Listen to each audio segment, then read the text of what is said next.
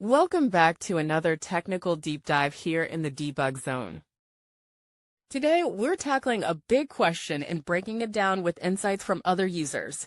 Hopefully this clears up some misconceptions and helps you get the answer you need. So buckle up, stay a little curious, and let's jump right in.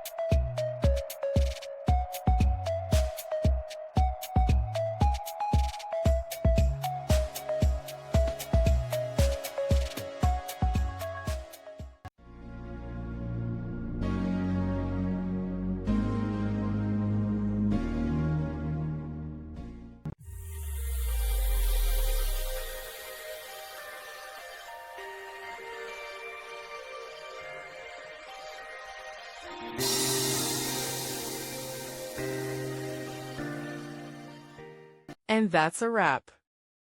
I hope you found the answer you were looking for.